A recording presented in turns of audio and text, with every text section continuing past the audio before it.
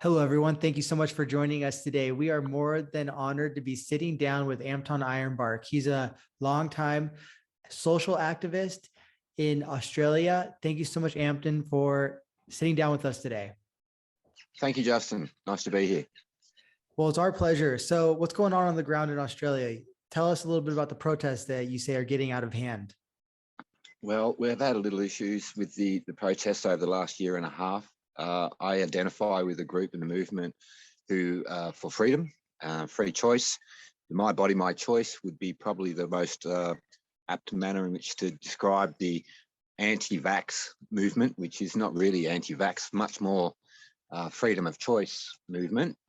It has been relatively inconsistent in the early parts of the pandemic. We had a number of protests, large ones, like 20,000 or so, that were authorised by the government. Black Lives Matters, I think, and climate change activism was approved and supported by the government. But the moment our group got up and actually said, yeah, look, we want freedom from this kind of like unscientific measures of control, they came down on us like a brick. So there's been a very discriminate way of identifying one social group's issues above others. And of course, the freedom movement has been suppressed excessively from the beginning. So even to today, when we see freedom movement activism, which you've seen in the last week or two occurring, the excess of the police force and the controls and the vitriol propaganda around about, neo-Nazism and this and that is an absolute fakery. The truth of the matter is it's mothers and children and husbands and wives and people out of jobs and all these others who really are getting sick of an unscientific approach to being told what to do in their lives. Thousands of people's businesses are closed. I mean, the justifications for the freedom movement protests is immense, and the government's putting down of it is inexplicable, really, when it's the will of the people. We haven't had a lot of freedom in Australia, to be frank, and our nation hasn't fought for much at all over the time. We fought for our allies and this and that and all the great wars and stuff, but at no time have we stood up on our own land and had to fight for our freedom. And so nobody, well, except for this quite a large group of protesters, has a lot of respect for liberty, freedom. The Constitution of the US is not something we live with here,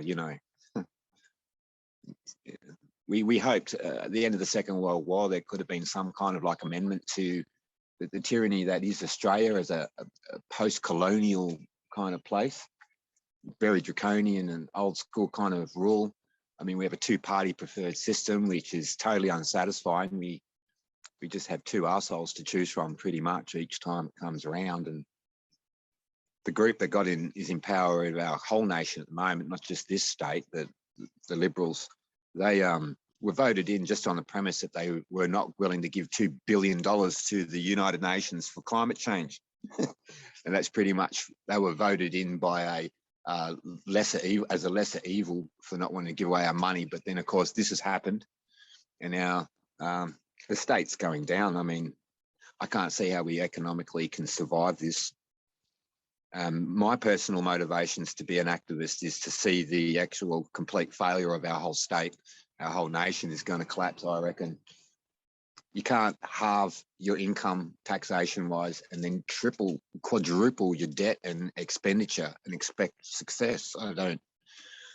It's very bad house economics going on here. So the problem with the governments and the protesters trying to make a stand is that they're becoming essentially very oppressive, violent. Human rights aren't really being acknowledged. The state of emergency has created a scenario not unlike the Weimar Republic, where all these new rules have been created. All of these old rules that we used to live by have been put to the wayside. Due process doesn't really happen as it has. And basic reason, logic, and rational scientific measures are not really provided to anyone. We're not given good information that is really sound. I mean, in many cases, it's fear, propaganda, concerns of dying. You know, I think the leader of this state got on TV every single day for a year announcing the deaths and the COVID counts and this, that, and the other. And it really has messed with all the people, you know, all the feeble-minded folk, which I don't count myself as one. But a lot of these, I have a lot of sympathy and empathy for these oldies I see who have comorbidities everywhere, wearing masks and struggling to just get around. So it's in a bad place. A lot of false promises. I don't believe there's a single goalpost that this totalitarian authority style approach is going to actually say you're over the line and you win and we're going back to where we were. That's the promise that people think is being made, but the practice of the continual extensions like, oh yeah, you got to that goal, but guess what? We have a new goal. That's, you know, what they call it, it's abuse. It's social abuse. They are manipulating, throwing around ultimatums and threats.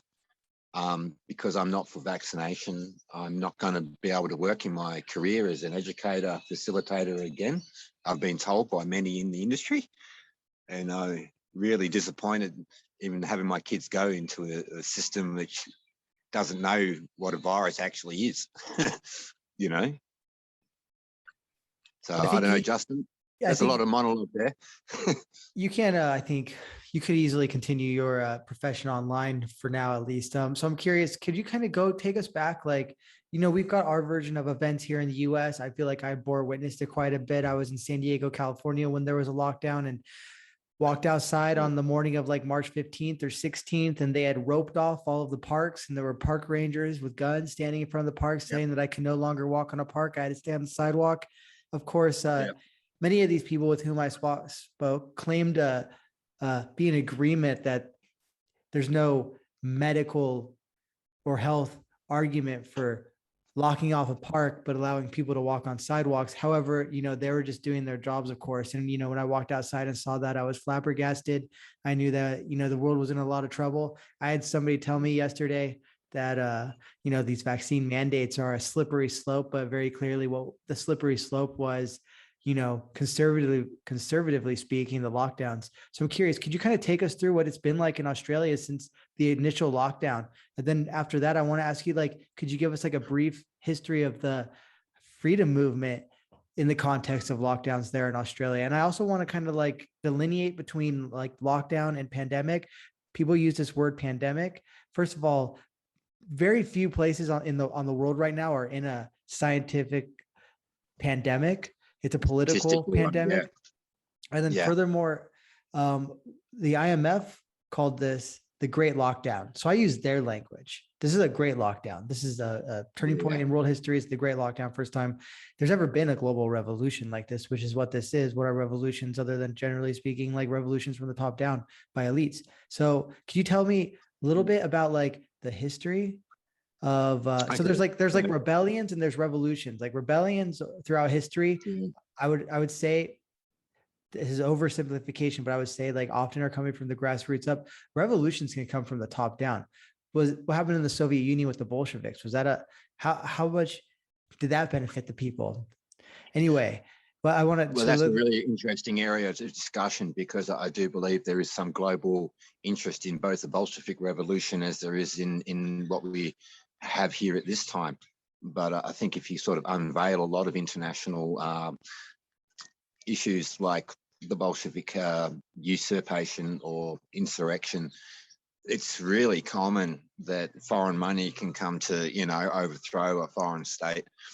These geopolitical issues are of great interest to me, but I want to answer your questions. We could talk for a long time about that. So initially, look, the inconsistencies became very apparent to people about the lockdown, which really did start the beginning of the freedom protests.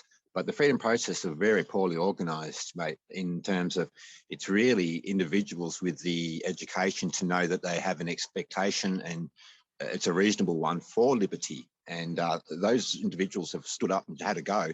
And a lot of them have been shot down. And you know, it's a bit of a cultural history in Australia of the tall poppy syndrome, we call it, where anybody who steps up and tries to, establish a better order or to rebel gets cut down within an instant. So people have been prosecuted by the police for just trying to make organising protests. So as soon as it sort of come out that people were being stopped from actually organising events, then I think that radicalised a lot of the community of the intelligent and people who are capable of stepping up for themselves. I mean, without fear. We had an occasion in the city where there were public housing condominiums that were locked down. I think one case it was like 150 people locked into a condominium, 20 stories high or whatever, and there was 30 confirmed cases in it, and that was kind of announced. And then on the ground, you look across the road where there was a private condo across the road, a nice new one, and it wasn't locked down. And so the inconsistencies became apparent to people pretty quickly about how that was going on. And the original allegation the government had failed the community was in this original lockdown because it didn't really contain it. And as I pointed out, they pretty much locked up sick people with healthy people. From a very cynical point of view, you could just think that they were trying to spread it. And, at the moment, they've actually got 4 times or 3 times the cases they had 2 weeks ago, but they're invariably still going on and lifting the restrictions on the lockdown, which, I suppose they're given up and just think, oh, well, we couldn't do it and it's just going to go everywhere now. Or so really right now, it's sort of their cases numbers are going through the roof and they're winding back lockdown restrictions. So I don't know what they're doing. For me, as a social scientist, I read the statistical data from the beginning and it was never a risk. And as we had discussed, Justin, that there is no basis for pandemic status in these numbers at all. I do follow what the CDC have been saying in regards to their own data, which has been fraudulent. Something I think was a story about 8 weeks ago, 94% of all people dead with COVID in 2020, in fact, died of other things and had with COVID. And that really does make a big difference in that it's not a disease that's killing all these people. It's the flu bug remarketed, in my opinion. And so the freedom movement, as I said, though, like moving to the next topic, it's a poorly organised movement. I say that lightly because I'm not in the Melbourne city. I can't get into the Melbourne city because of the lockdown around the city that they've created. So there's big problems. I'm 1 hour from Melbourne. I would love to be a part of the protests, but getting into the city is nearly impossible. Every man and his dog is getting around without a mask, is getting fines. People have been threatened. I think last weekend it's a $5,500 fine if you're just caught on the street wanting to be a part of this protest. The arbitrary manner in which they're fining people, though, is that, they're just picking out the tall poppies and hitting them up and going, well, we've got a fine for you. But a lot of these fines, when taken to court, are being pretty much thrown out because they aren't, legitimate fines or legitimate charges. So as I said earlier, the state of emergency status has created a whole new environment and atmosphere, and the politicians are running with it. And they're doing everything they can at every point to extend the lockdown emergency status to continue on what they're doing. But at the end of the day, big business is booming and small businesses have crumbled if they're still existent. Here in the country, we're a little bit more not overly concerned. I mean, I live in a neighbourhood in Ironbark and everybody's good. No one here is going to call up the police on you for being outside or having some visitors or not wearing a mask, or we're all looking out for each other here. But in the city, there's too many people and they don't socialise enough. So they are, suspicious, fearful of each other, fearful of the carrying capacity of the everyday stranger. I mean, I have a good community. I have walked around without a mask for a year and a half in an ocean of people in masks. And I think I've been approached maybe 3 times by random strangers to say, you're not wearing it. And I've just gone, it's not in your position to even ask me, go away. And they've been fine.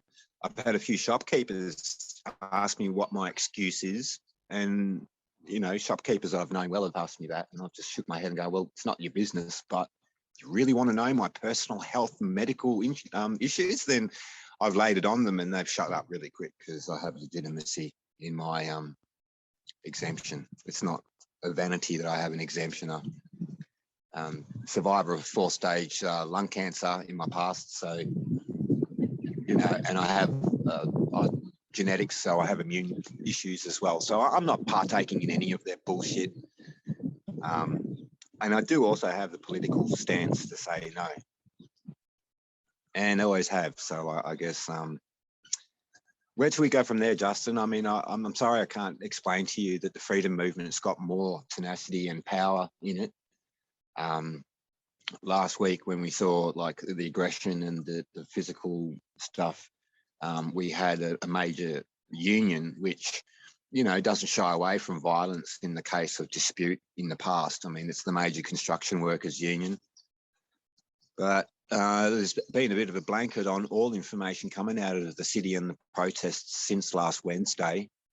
And so it's kind of like the teachers and nurses have got involved and they're working pretty hard to keep that information at bay and out of the newspapers and stuff because, you know, a lot of nurses have just gone, no, this is not appropriate. We've seen the damage of this. We're not going to partake of this. And those people are going to get fired. And in the education system, they have pretty much enforced a law to suggest that all private school and public school teachers will have to be vaccinated by October 18. So the pressure and the pushing and the intimidation. I mean, I've got 6 years university behind me to be the teacher I am. That should not be scrubbed for this, but there you have it. It just suggests to me. A lot of experience is being cast to the side. We've got nurses who are being fired. Who are they going to be replaced with? Worse nurses with less experience. Same with the police. I have to say that the police in the US, even in California, where I was from in San Diego, they were not upholding the health orders. So even at the, you know, quote, peak of the pandemic, say April 2020, approximately, the police weren't getting involved in health orders, which was great. And of course, then not much more than 1 to 2 months later, you had the Black Lives Matter movement, which did primarily bastardize the police. Of course, the police had to be bastardized because they weren't enforcing the health orders. That's my opinion. But I'm curious, can you tell us more about like what's going on in Melbourne? Like, why was Melbourne at risk? Well, the excessiveness of the lockdown regulations and restrictions on them are excessive, you know. I ignore orders here now from the city, but those in the city have rules over in the last month, something like only 1 kilometre from their home or 3 kilometres from their home for a time. I mean, so there's a few things. Let me just list them off real quick. So we've got, from what I understand, actually, I believe it's 5 kilometers. And I got this from Australians just in other interviews. So it's like 5 kilometers. You can only be outside for 2 to 2.5 hours a day, something like that. You have to wear a mask everywhere. And there's essentially like districts. So like you're not allowed to get out of Melbourne, not allowed to get into Melbourne. And if you're in the countryside, you're technically maybe not allowed to get out of your little area that you're in the country. And then I guess the last thing, oh yes, children have to pick 2 friends and those are their friends and the only ones they can hang out with. These are just some of the things I've heard. Yeah, the bubble. So the advice from the government has been maniacal, is that what you've just described? And the pressure upon the people who are having to be bound by those rules in the city is getting to the breaking point, I think, for them. So that along on top of, you know, saying, well, we've destroyed all the private businesses and that because they're not allowed to open. There was never any logic in shutting down small businesses. You know, a business that sees 15 customers a day is shut down for health issues about what can be passed. But we're all at the supermarket together still. We're all there and we're all being served by the same people. And, you know, as an aseptic infection control specialist, I can tell you, the bugs haven't gone anywhere. And that in terms of like telling kids, like they're not allowed to go to school, the arbitrary notion of the return to school, because like I said, they're trying to lift some of these restrictions now, but they're doing it in a piecemeal way where they're only allowing one little thing at a time. And people are feeling happy about that, which is really insane. I think that by imposing these hardcore rules on everyone all the time, that when you lift one, everyone's suddenly happy, which is very strange, because it's kind of like they shouldn't be happy with any of them. And it's a kind of part of this Stockholm syndrome where, you know, the hostage taker is going, well, I'm going to let you go to the sink by yourself and make your own drink now. You can drink your own, you can pour your own glass of water. And the hostage is like, so thank you, thank you, thank you. I can get off this chair. And so they're almost cultivating this response of positiveness to modified restrictions. These restrictions are just as insane as they were in the start. They're not scientifically justified by any measures or any theory. To give you an example, so year 11s can go back, but year 10s can't. Or what do they say? Your Form 5s can go back to school. Form 4s can't go back to school. Form 3 can, but Form 2 can't. Grade 6s can go back, but we're not going to let grade 5s and grade 4s go back, but we'll let preps go back and grade 2s go back. And people entertain that. As ridiculous as that seems, arbitrary and inconsistent, that would be what you're being asked to swallow, not so much the modified rules. That we can be as arbitrary and inconsistent as we like, and you're going to love it because, you know, we've got control. It makes no sense to me about how they think they're going to bring schools back like this. Yeah, it is heartbreaking. I haven't tried to press past the Ring of Steel, which is the limit around Melbourne. Okay, so they've drawn a big line around the city of Melbourne and said no one's allowed out of this line and no one's allowed in this line. Who, well, now they've modified it, who isn't vaccinated is going to be pretty much what they are making the law about, who can have movement and access to services and, yeah, get around places. So right now, the political heads of this state are doubling down on vaccination propaganda. They are telling everybody, you've got to get it. It's the last chance. It's really important. It's got to be now. And I think that they're panicking people, both with the increased case numbers, which I think are arbitrary. The PCR test can be turned up and down to create case numbers. And I think that they have that power. It only takes one technician to be running that machine, to be taking money to turn it up and down. That will. Nobody else has got authority or insight to the equipment to be able to say, oh, you're doing it wrong.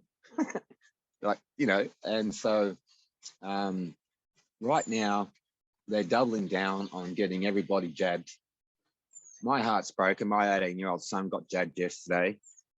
My life partner got jabbed 4 weeks ago, though had nothing of a side effect, though they are an allergic type of person. I saw nothing.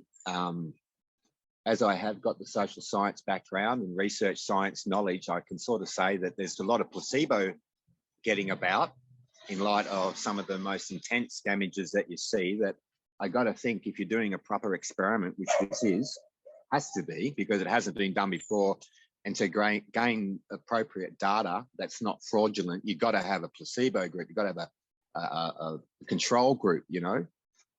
So I do believe there's a lot of people who are going out, getting the jab, coming home all happy because they're feeling good as gold because it hasn't done anything because they've got a placebo. They don't know it. It's important that they don't know it if you're into doing scientific experimental research. But, you know, I got my degree in social science 15 years ago, 20 years ago. It's not legal what's going on in terms of ethics. You know, all experiments need to pass an ethics assessment about human rights and these types of things. And, you know, children, I think it's so affronting that children have been given a lowered age of consent to make a choice to take something that could change them for the rest of their life. you know, the potential of it really having an effect on them that they can't undo is very real. I put to my 18-year-old son, as I said, he's taken it and thinks it's the right thing. I asked him if he'd be fine with 14-year-olds getting tattoos, because that would, if you're cool with them taking any experimental drug that they so choose to on their own volition, why not let them have tattoos, or marry 50-year-olds if they want to? Because the issues of consent, you know, the kids can't make choices for themselves fairly. And I mean, there's many adults at the moment who can't make choices for themselves very well either. So it is a kind of warfare, Justin, when you understand all I want to do is defend my children from oppression and from toxicity, from body pollution. So the my body, my choice is really the crunching line. Everybody's, even in that union protest last week, when you get to the crunch of what it was really about, you'll understand that it was about choice, pro-choice. So everyone's been radicalized who's in the opposition to the state and the system. We're all pro-choice now, and as pro-choice, we have to be pro, age of consent. And I don't think we really want to lower the age of consent if we're pro-choice, because we really got to make some decisions for our children to keep them safe, and still be allowed to. And I think the only reason they can even try this shit on us is by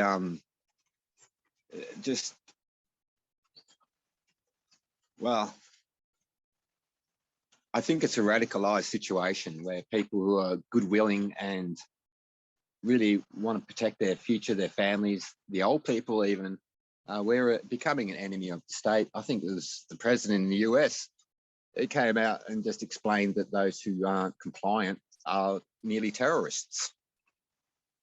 I don't want to rock the boat so hard to be called a terrorist.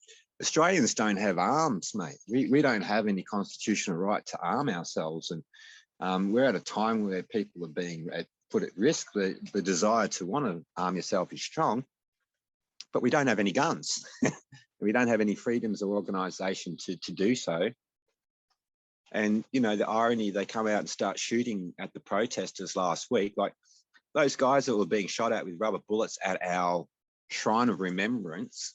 I have several family members who have fought in the wars, and I look at that shrine as a symbol of our freedoms, and blood and tears and death. And they were corralled there. A lot of people saying, oh, they've gone and made a claim or run there to hide or run there for safety. They were corralled there. There was a purpose in the government and the police actually pushing them into that place and then starting to shoot at them in that place. It's the greatest affront to all of the families whose people who have died fighting these wars so we can say we're free. It really, the setups are incredible. The efforts made to marginalise the tall poppies or the opposition pro-choice group, it's not getting better. What we're seeing is a modification in their policies, the government, in terms of, like I said, now they're lifting restrictions as their PCR result tests are tripling. So I think they're trying to set us up for another vulnerable moment where they can extend their emergency state for another 6 months and continue with dictatorship, because essentially this is it. The parliament's being put on hold. If the Nazis come up with a playbook, from, what you can do if you can burn your Parliament House and capture everyone's imagination. So that's what I feel. We have a policy of fear for real, a dictatorship of a kind. There is no concessions or compromises. It's really uncompromising without concession. It's classist as well. You got money, you're right. If you got enough money, you can go maskless and a cop can come up to you and go, I'm going to fine you. And you can just go, sure, man, sure. And you take it to court and it gets taken away. You have no fear, A, of losing the money. B, they actually haven't got a rule to hold that to you in court. So it is classist. Everybody with money's doing fine. they're having, years off work and kicking back at home and working at home and this, that, and the other. And we have another phenomenon in Australia you may not be aware of, is that, something from a third to 2/3 of the entire Australian community depend on the government for income every week. If there's a communist state that ever came to fruition that was sort of complemented by capitalist taxation investment by everybody, we're some of the highest taxed people in the world. And nearly everybody you meet works for the government or is a recipient of the government's payment. Nobody has said anything. So over 5 years, the vaccine issue has been quite real for people with children going to kinder. You want to take your kids to kinder, you have to get them jabbed. If you're not jabbed, you can't go to kinder. And that's been 5 years that the larger society has just overlooked that. That's a really big deal. These people are entitled to their learning education. All of us pay like up to 25 to 30% taxation on our income every week, so everybody can. But the discriminatory kind of policies have become very, very real, and they've amplified over time. It's almost like they found a weak point and they're just hammering it. And of course, no, everybody's equal, in my opinion, before the law, before economy and all of that type of thing.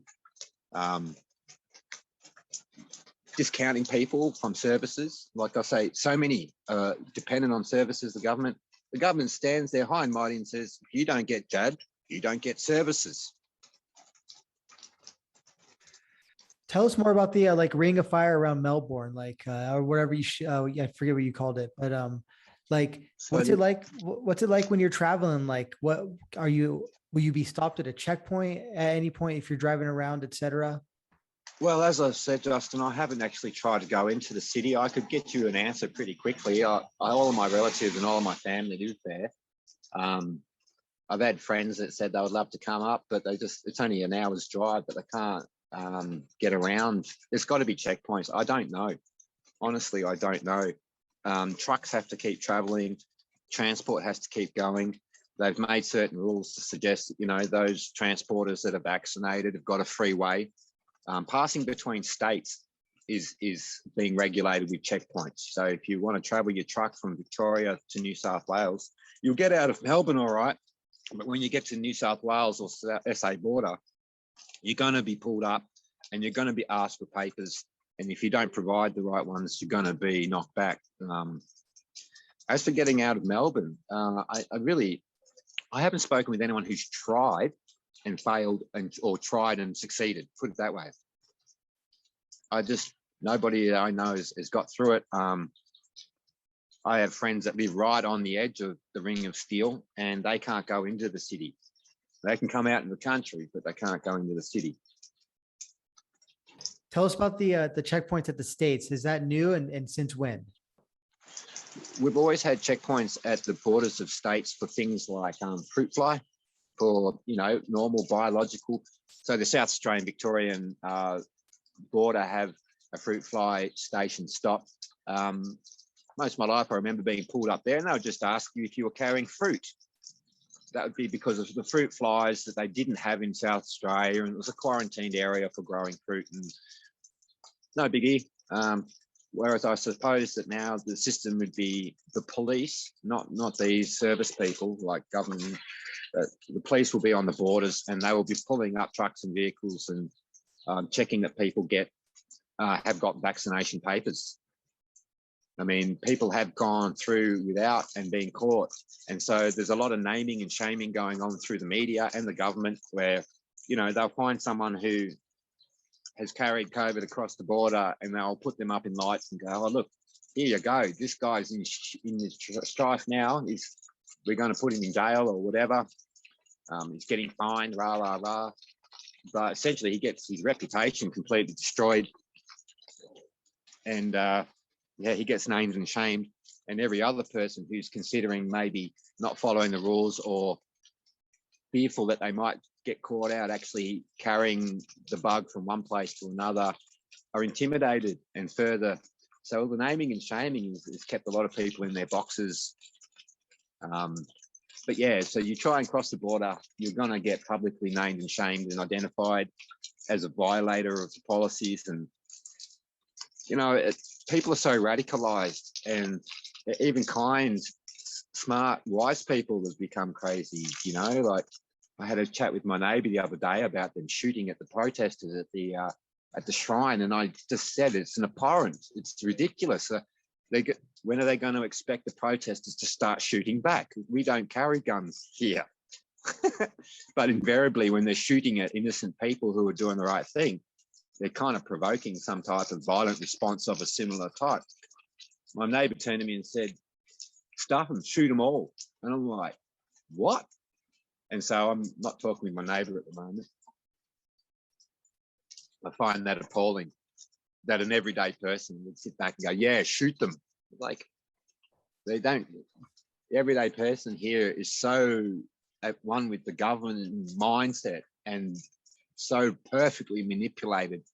They actually think their thoughts are their own about wanting to shoot protesters. So I have to defend them. And anyhow, it's a lone voice in the wilderness here. In the city, I would find a lot more people like-minded to me to hang with and probably conjure with. I have a lot of people I've connected with online who are deeply ingrained in the protests and stuff, and they are my people. I identify with them entirely. There's nothing that I've said now that they would hear and be not happy with what I've said. We just don't have liberty here that you guys understand and know and can feel it, you know. And I think the liberty that you have there, maybe you don't feel it for what it is, without sort of seeing where it isn't, and it's not here. We pay a lot of tax, man, for a really bad service at the moment, and a lot of people who have got no business left, no savings left, their families are divided ideologically over these things like me. My neighbour and I have been fined for the last year and a half at this protest, and his view and my view are so in conflict, and now we're divided.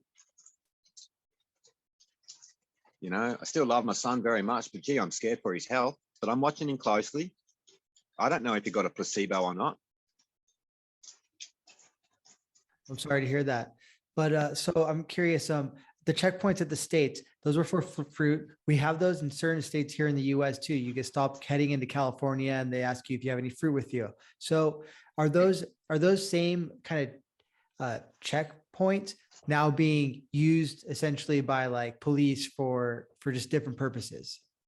As far as I know, what's going on, because we haven't really had a fruit fly or a quarantine fruit thing between New South Wales and us. There's a river that divides these two places, and it's very difficult to get from Victoria into New South without being bound to one of these very few bridges that are available. So I will believe that all these bridges are being policed in terms of there's several cars there and they're putting up the hand and stopping every person on their way through. I haven't got first-hand observational knowledge of this, but this is what has been reported to be happening. Yeah. Yeah, well, there's no way that they're letting anyone just go through. It's possible that some companies might have registered, vaccinated drivers who are in vehicles that are getting waved through, but anyone who's not a part of the, that is simply having to be pulled up and checked. People can't get through, man, and it's very real. So, you know, there's people who are having loved ones dying in New South Wales. They're not allowed to travel across state to get to them. There's a lot of people who have died alone without their family and with their family pining for them because of the policies. There's a lot of cases where people have died from needing medical help and haven't been able to get their children across areas or into quarantined areas. The day will come where they'll stack up the expense and the cost to society from these lockdowns, and they're going to see that COVID is like a tiny percentage of the effect of what this political insurgency is. It's a political insurgency, mate. Like, I am so flabbergasted by it all, and that prior to now, are you familiar with Deagle.com? No. Did you ever look upon Deagle.com? No. Deagle.com is a social science collation site which they have been making projections and future statements about international nations and population. So 2.5 years ago, before this happened, I was looking at this website and they were suggesting that Australia's population would be 8 million people less than what it was then in 2025. In your own time, see if you can get on the Wayback Machine and find some of the data that came out of Deagle.com in regards to the countries around the world, because they projected a massive population decrease, like several million. Like we only have 25 million people in Australia. They were suggesting 8 million people would be gone from here in 2025. And, you know, at the early point, I had no idea what would cause that or what would make that come about. A war, you know, lots of bombs, you know, 8 million is a really big number, Justin. So I would really encourage you to have a little look into Deagle.com as an interesting source.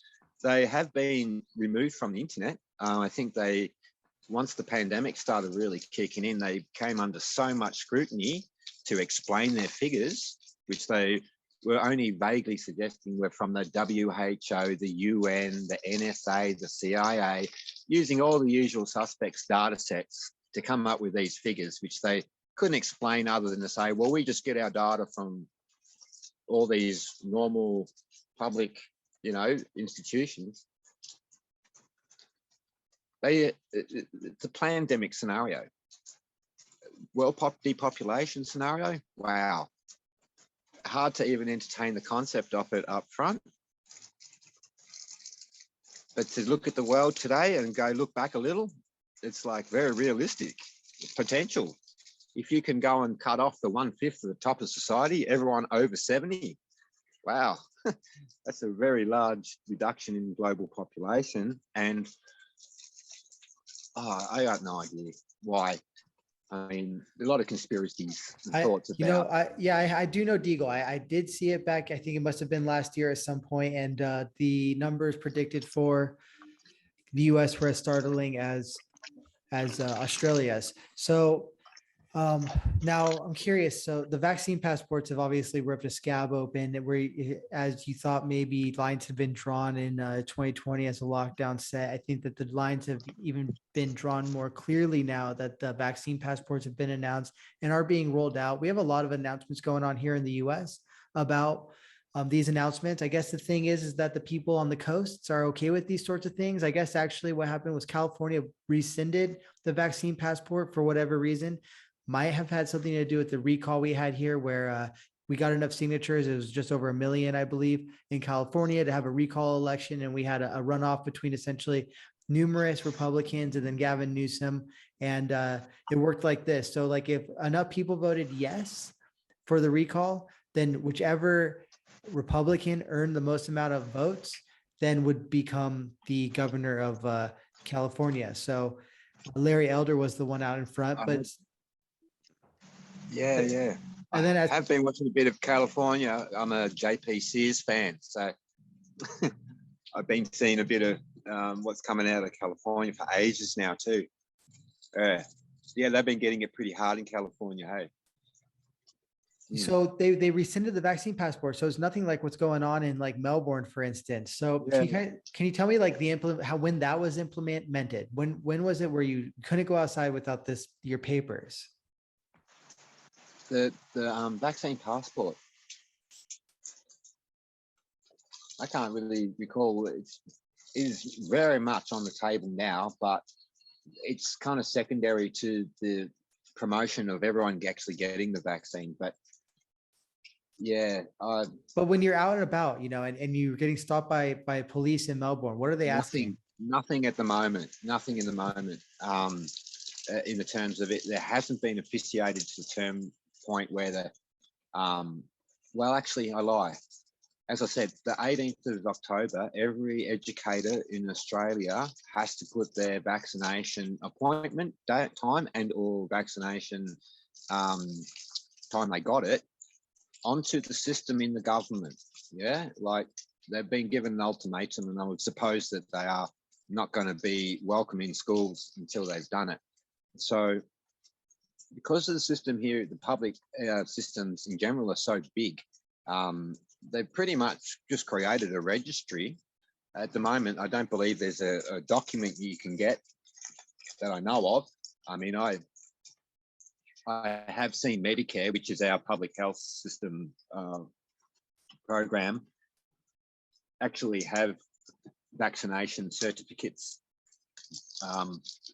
I have one because it's been hacked, and we pretty much, you know, I've got a vaccine passport here on my phone, but it's simply a certificate that comes from the Medicare, and it's kind of like 24-digit code number. Obviously, hackers have broken the algorithm for the authorization of it, so you get pulled up and they run the numbers, you're going to be okay. But it's just technocratic crazy. And so, as I say too, the police in the countryside are pretty reluctant to even get too much involved.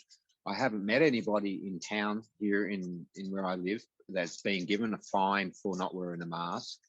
I've known plenty of people that have been approached by the police and been given directives.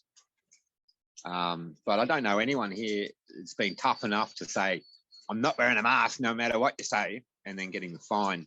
A lot of people are really fearful of the fine because everyone's kind of broke, and people are also fearful of violence. But to their credit, the police here in the countryside have seemed to be rather aloof about it. I've walked past several police officers without my mask in the supermarket, and they've said nothing to me.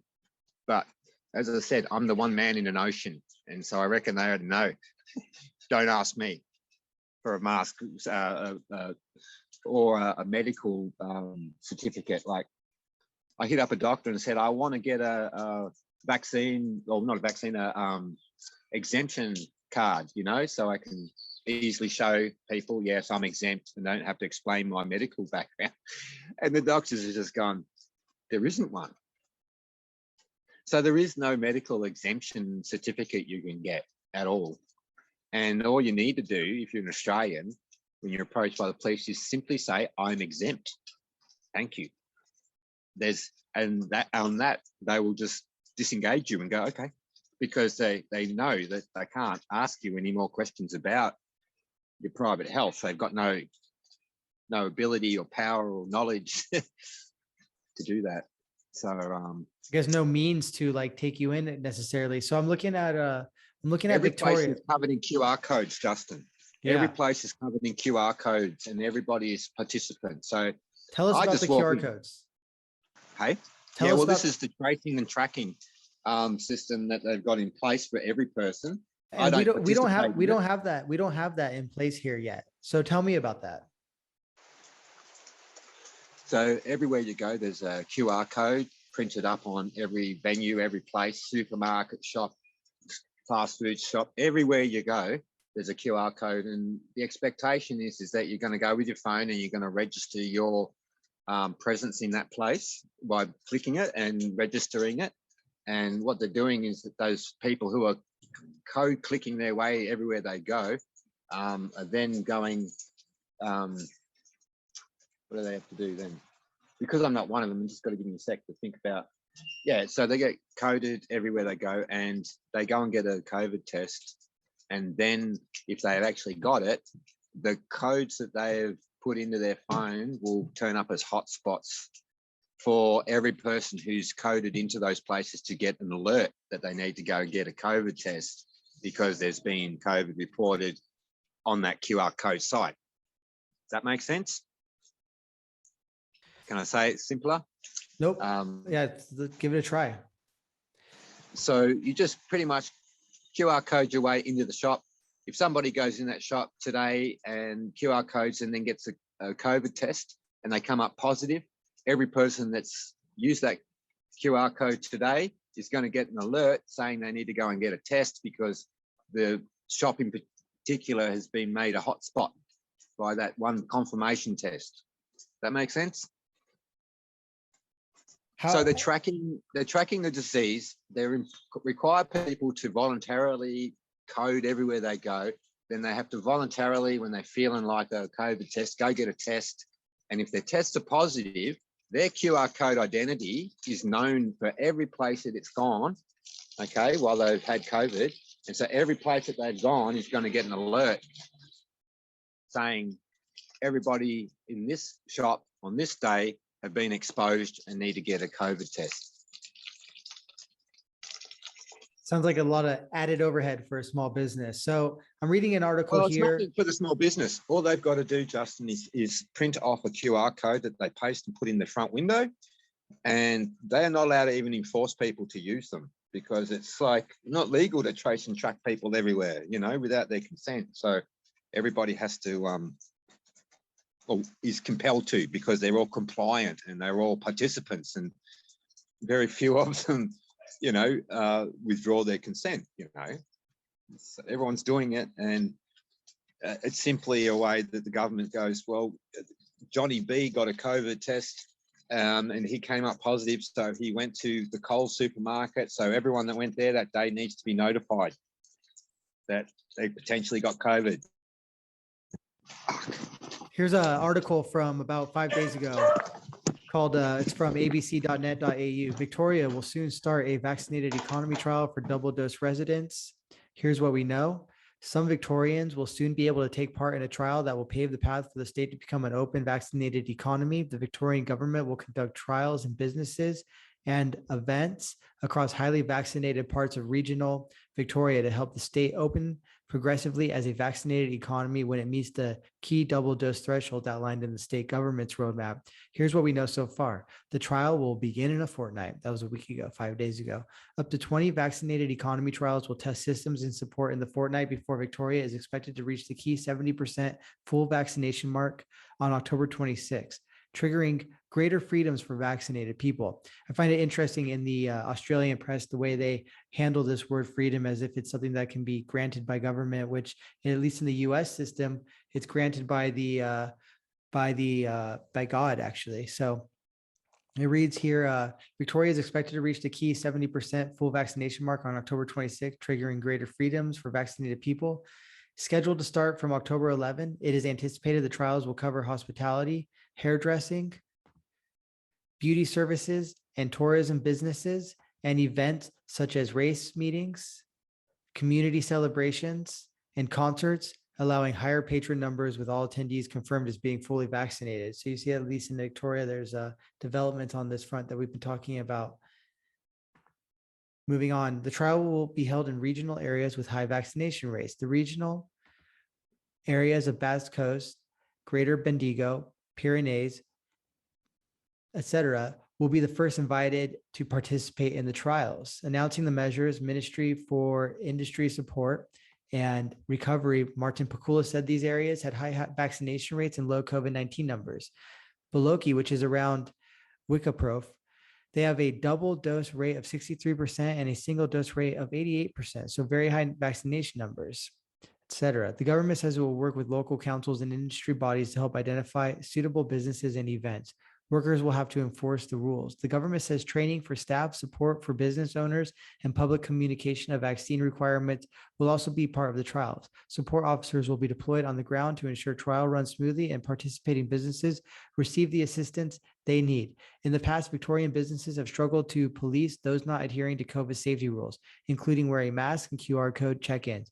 Victorian Premier Daniel Andrews said it was critically important that businesses appointed a suitably qualified person who had been trained in how the system worked to oversee the trials. He said COVID safety was not the most junior member's job, and the government would provide support to ensure a smooth run. It is in everybody's interest, particularly business, to take this seriously, he said. These trials are about proving up and in real terms, seeing where some of these issues might be. If we were completely certain that it would be all totally smooth, then we wouldn't do the trials. Authorities are still ironing out how to prove vaccination status. So in Australia, people who are fully vaccinated against COVID-19 can access a digital certificate through the MyGov website, which lists their name, age, and what type of vaccination they have received. But there have been reports of a growing market of forged COVID-19 vaccination certificates on social media to avoid getting the jab entirely. In August, South Australian Senator Rex Patrick made a fake COVID-19 proof of vaccination certificates to prove how easily it could be forged by anti-vaxxers.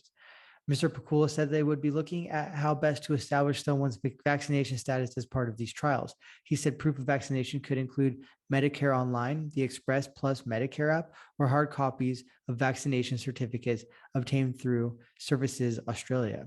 The Minister for Government Services, Danny Pearson, said they were working with the Commonwealth government to make sure the technology and systems that would underpin the vaccinated economy was effective and easy to use. The Service Victoria app will be the most convenient way for most people to prove their vaccination status and participate fully in the community, he said. The trial will give a glimpse of life in Victoria once lockdowns end. Last week, Victorian Premier Daniel Andrews laid out a detailed roadmap on how his government planned to ease restrictions in Melbourne. Double-dose Victorians will have greater freedoms, including being able to go to restaurants, hairdressers, and beauty services, weddings, indoor swimming pools, sauna, and steam rooms. Mr. Pakula said they needed people to get vaccinated so they could attend events and venues safely and ensure they didn't catch or pass the virus on to others. This is a really important step on the path of us becoming an open, vaccinated economy. We need these trials to ensure that we understand all of the potential issues that might arise. If the first phase of these vaccination passport trials that are ongoing in Victoria is successful, the government will trial the 80% double dose settings, which includes higher density quotients before Victoria actually achieves that milestone. The progress of these trials will be subject to health advice and ensuring the safety of regional communities from any potential COVID-19 infections. These trials will be used to hold larger events in metropolitan Melbourne to test the systems and technologies with larger crowd sizes. So I'm just reading this story here, Ampton, about Victoria will soon start a vaccinated economy trial for double dose residents. I think as we read deeper into the article, it says that this is going to be exported into Melbourne. I just got a couple more questions. I think one is like about the media. Can you tell us about the evolution of the language used by the media in Australia over the last year and a half, and also how it compares with the language that's being used in the American media at this current juncture? Well, I think there's a lot of similarity in some respect. Focusing particularly on the language, I was just out for a few moments while you were talking then, so I didn't hear everything that you were explaining to your viewers. But what do you mean in terms of the language in respects to? Yeah, so it's funny because they'll say that like, oh, we will grant you greater freedoms, new freedoms, etc. Well, they're actually very old freedoms, but Yeah. that's a different story. So, I mean, from our perspective, I mean, it's not too much different, but it is quite Orwellian when they're talking about government granting new freedoms, and then, as you said, everybody rejoicing. Yeah, in Australia, a lot of cases people don't really acknowledge the freedoms that we have, the freedoms that we do have, which are sort of the same freedoms you have. And we're talking about freedoms post World War II, freedoms against conscription, freedom against government oversight, freedom against political propaganda.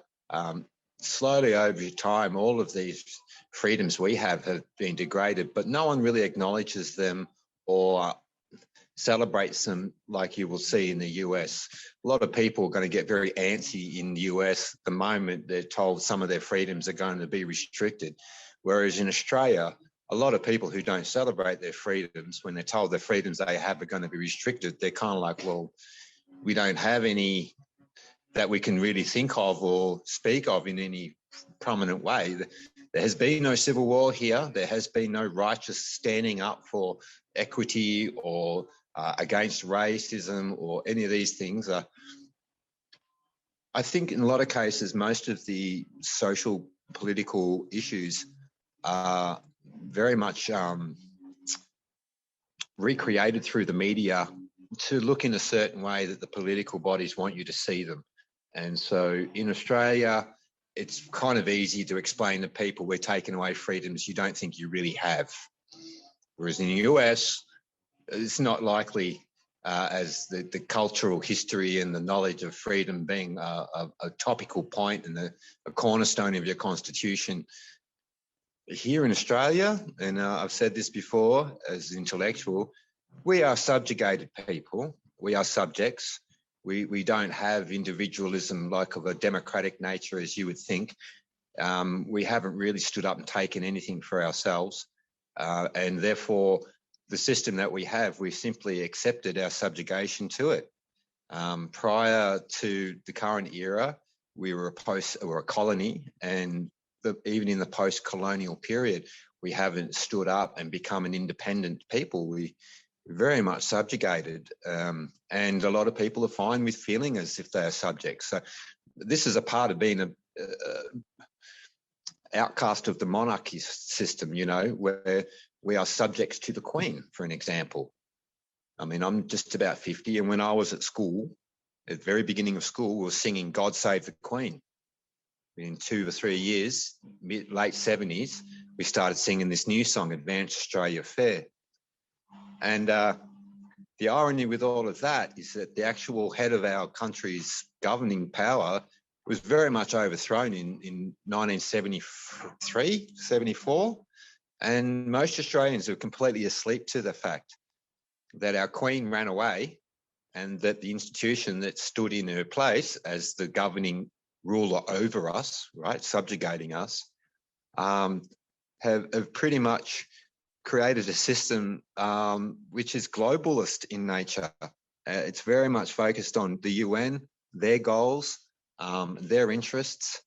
All the political parties since then have only had a singular interest in global issues, global allies, and these kinds of things. But really, I can't recall the name of the particular operation, but if you've seen the film,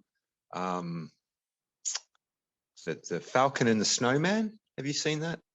That's a film about a fellow named Christopher Bryce, who's an American CIA agent who went whistleblower in 1975 or 4 or so, pretty much explaining the overthrow of the Australian government by the CIA and MI5 at that time through our unions and stuff. Now, the story went nowhere. Nobody believes it. Nobody knows it. But we don't really have an authentic governance that has an interest in us at all. It's an agenda. We have the highest taxation rate. We have no freedoms. And we have an awfully powerful political class that are eager to keep us subjugated. There's no motivation for them to make us liberated individuals. So it's important for people. Look, this Christopher Bryce guy, he was working in the black room of in Langley in the CIA, and he was at a receiving point of the data from the global satellite network system. He got privy to the insight of what they were doing in Australia, and he lost his shit, completely lost his shit. He went and tried to whistleblow. He got caught, and he spent 20 years, 10 of which in solitary confinement. You can learn his story on YouTube now. Just go and have a look up Christopher Bryce. And he is there now still saying the same things he said then. And he really can't believe how stupid or ignorant the Australian people are, having had been told their country's been overthrown by foreign interests. He gave up 20 years of his life to speak that truth, you know, if you don't know the story.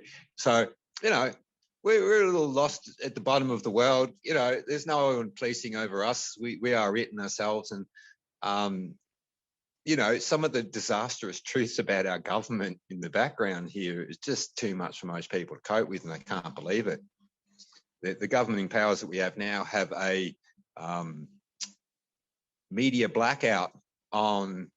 We had some big investigations into the government a couple of years back. The child sex abuse scenario. This is where children have been abused, being a part to the government system, so many people being a part of the government system, so on and so on.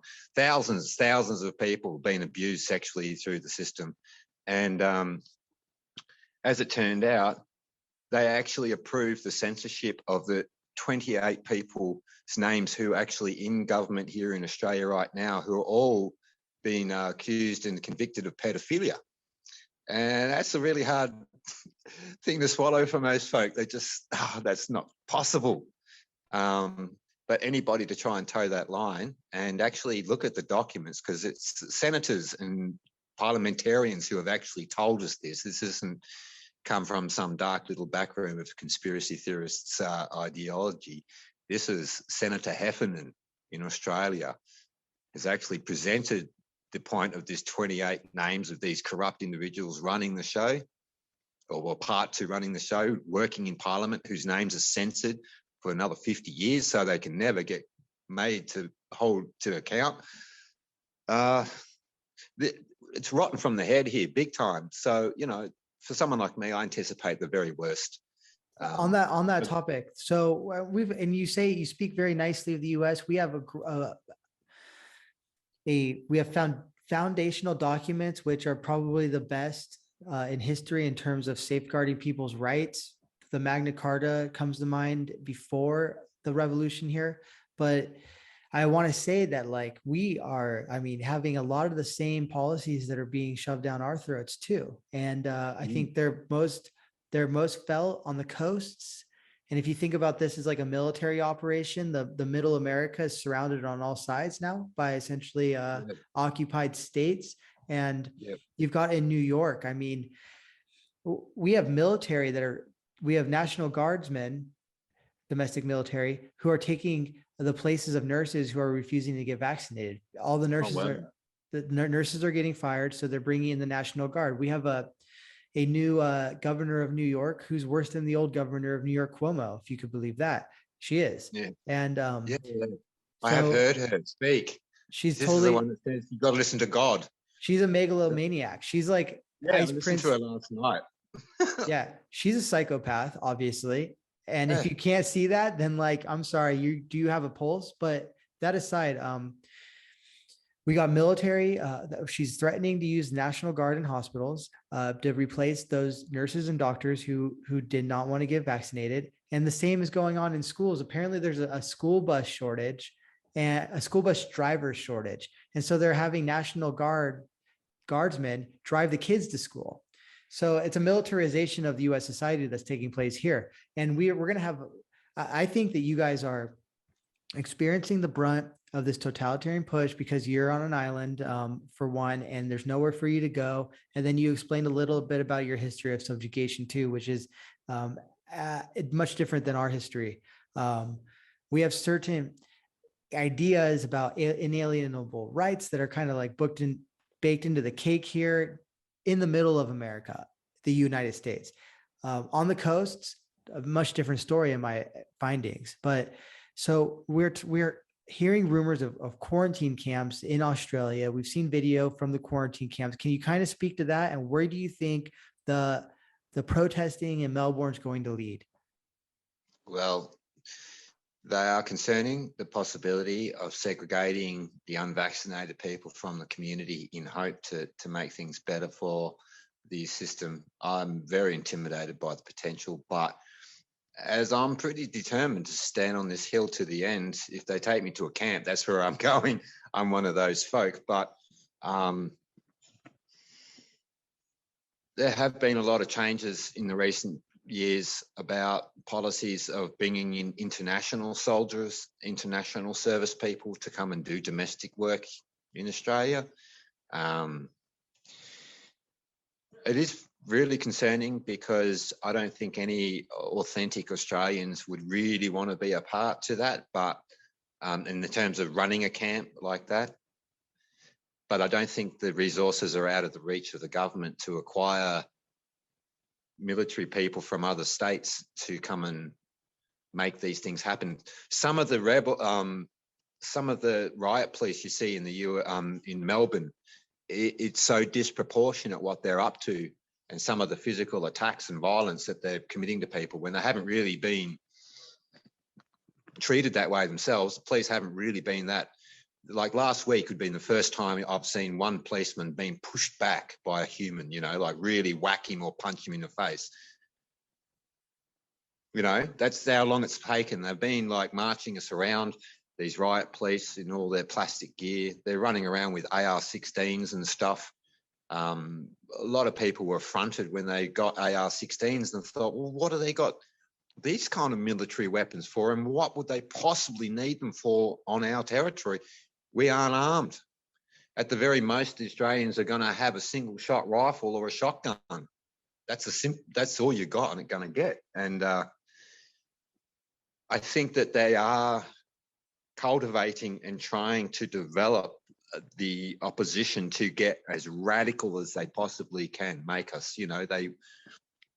I really do think that the powers that be want to justify themselves by getting us as radicalized as possible. But the problem is they're coming after us with AR-16s and military-style riot police, and we're not even armed.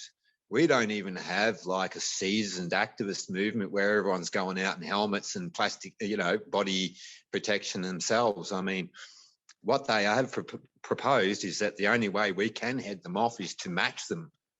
And as I mentioned to my neighbour, if you support the police shooting people who have no weapons at all, then you cannot be surprised at some point in the future when people start shooting back at them. I mean, isn't that what they're asking for? It's like having an argument with someone and then starting to use punches to try and bring home your argument.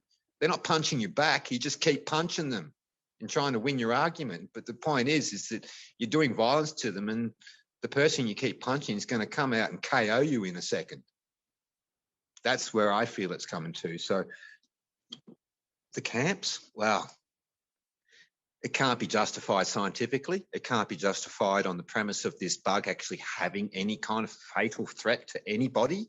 So they are political, if not for actually capturing up dissidents when they find them, as a threat even on itself, just up front to say, we've got camps to take you to, keep your head down, don't do stuff, don't stand up. And in the country, a lot of people are a little weak-minded, but in the city, you see that, what would have been 30,000 people last Friday, which included nurses and health workers and educators and the construction guys, completely shut down in the media. Like they're refusing to cover any of the stuff that involves nurses or teachers being involved, right? Because the unions that run these industries and these occupations are completely in the pocket of the government. So all those CFMU, the construction guys, got violent the other day because they asked the leader of their union, who said, oh, well, we're just going to have to do the vaccinations, and if you've got a problem with it, you've got to approach the government, which is a complete crock, because the government has said, we suggest you do it, but we're not going to make you do it. It's each business's free choice to decide what policies that they... So they're basically saying, we're not breaking the law, but if you would like to break the law with your employees and fire them for this and that, you can go ahead and do that. But they're not doing it, it's like, so I think that there is a great fear of once the emergency state is raised and lifted, there's going to be a lot of court cases of people who are going to sue for losses, damages, both the government and all the businesses that have complied with the suggestions of the government. The government haven't made it like, they haven't said you have to fire your unvaccinated people. They've said, if you would like to, it's okay at this time. But it's not okay. Not for something that you'll get over with a very, very good chance of getting over. Like they couldn't have come up with something better. Many people, I speak with people and they don't even know about early treatment protocols that do exist. And it is common sense in the medical industry that the earlier you start treating something, the better the results, the outcomes. But yet we are having advice that to stay away from the hospital until you couldn't breathe anymore so that they could intubate you and pocket their 30 to 50K. So my last question, Anton, is how are you doing? Well, I'm actually fine. I'm not going to get COVID. And if I do, I'm absolutely sure that I'll be fine with it. Even having had comorbidities, issues and stuff, I haven't used antibiotics for the last 20 years. And I will never have to, because I use silver colloid. And the silver colloid is a perfect debacterializer of the lungs and the chest, right? Because the lungs, the pulmonary system is liquidic, right? The exchange of oxygen to your body in your lungs is like a liquid, you can imagine how the gaseous exchange occurs. Well, all you got to do is clear out your body fluids. So when you take silver colloid, you clear your body fluids for 24 hours. So if you've got infection, whether, your phlegm is going to be yellow or green or whatever, you take silver colloid, you still have the virus, right? Because viruses are like this. They're going to keep pushing stuff out. But when your phlegm is white, you're uninfected. And you'll survive, mate. And you will survive. And anyone else that's listening to me, you will survive too. If you actually just think about how this stuff works in your fluids. COVID doesn't kill you. It's the infection of bronchial pneumonia that kills every person in hospital with this condition, right? That's what does kill people. It's the lungs filling with infection till you can't breathe, like you said. I'm going to be fine. But how about with all how about with all the stuff that's going on in Australia? Like, you guys are a little bit ahead of us here in the United States. I think that everyone who's analyzing this through a historical lens anticipates that the Australia model is going to be exported to Europe, and then it's going to be exported to Canada, then the US. So like, how's that going? Like, how are people holding up? How are you holding up? Well, I haven't worked in a year and a half. I have no freedom to go back to the work that I'm trained to do. Other opportunities to work aren't really everywhere, you know. I think it's pretty difficult on me personally, because, like I say, families are divided, neighborhoods are divided, and all these types of things. But I have connections with people all over the planet on the same page, like you, Justin, and I have friends in Germany, and they can't go to the shop without a vax passport now. If you want to see a place which has gone a further few steps ahead than we have a look in Dusseldorf, you know, in Germany.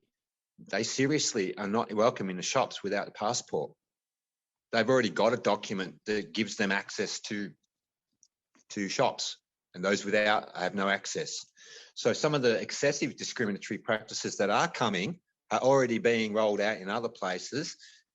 What we have here is just the madness of arbitrary violations of your rights and arbitrary unscientific methods that they're just pulling out of their ass to try and counter the situation. But in my personal opinion, they've just remarketed the flu and taking all the advantage of it that they can to create a state of emergency, which gives them opportunity to do all sorts of other destructive stuff, which, you know, big businesses, big box businesses, you know, all the main Kmart's, Big W's, what would you say in America, Walmart's, they're all prospering to the max.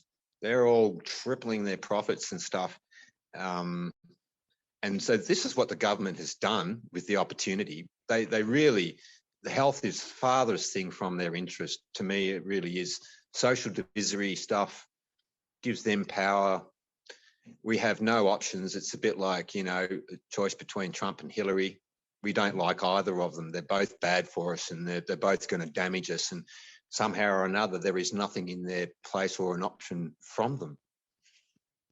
So for me, I'm going to be just fine. I see poverty will be coming soon enough, as soon as the government sort of crashes, because I do believe that, as I said initially, you can't half your income and triple your expenditure and expect to keep going. I mean, you can only loan so much money, and then we become a failed state like in Africa, where they come in and say, well, guess what, Aussies, you owe us $50 billion. And, you know, we're not going to wait 30 years for you to pay us back with your GDP. We're just going to assume control. We're going to come in and assert austerity. Austerity will come into the governance systems, and then everyone will really be suffering, and it will all be too late by then. So right now is the best time really to be speaking up. I might not be as active as I want to be, maybe in the protests in the city. Going on protest here in the country is a great way to chop yourself off at the feet, because it's very thin on the ground, dissent in the countryside. The smart people go live in the cities, you know, Justin. I don't know. But well, you know what? I think you're in the right spot, obviously. And, you know, there you have it, folks. That's Australia. And Anton, thank you for having the courage to come on and kind of tell the rest of the world what it's like on the ground. 1 hour, I think, like northwest of Melbourne, approximately. And that's great. yeah. And, you know, the world's watching. A lot of us in the US want to put pressure on our politicians to make some enunciations that it's getting out of control in Australia. There has been word that they want to do some sanctioning of Australia from the US, and to me, that's awesome. I'm like, yeah, good. Finally, we do need some exterior influence or pressure to kind of lift the game. The devastating standard, or the lowering of the standard of human rights. We have human rights established in our governing systems, and the only way they can possibly do what they've done is have a state of emergency to annul them. When it gets back to normal, they're all going to be accountable to violating human rights, I think, and I really look forward to that day. I think that the truth will be vindicated. We're living at a time where they can't hide from everyone all the time.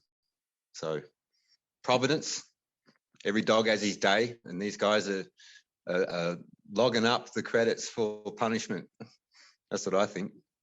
We're about to bear witness to the largest peaceful movement pro-freedom that the world's ever seen. And the question is, what side are you going to be on watching this right now? Because you got to have a choice to make. And the reason why we're speaking out right now is because we realize that now's the time. The screws are only going to get tighter unless people push back. And if we don't push back, then the coffin will be shut completely. So Anton, I want to thank you very much for coming on the show today and speaking with us. And I want to thank everyone for listening. Thank you, Justin. It was my pleasure. Anytime. What's up, everyone? I hope you enjoyed the show. Head on over to GoldSilverBitcoin.com for more content like this, as well as long-form written articles about precious metals, Bitcoin, and other topics. Also, check out our shop where you can get precious metals, storable foods, and all sorts of other cool survival and prep gear as well.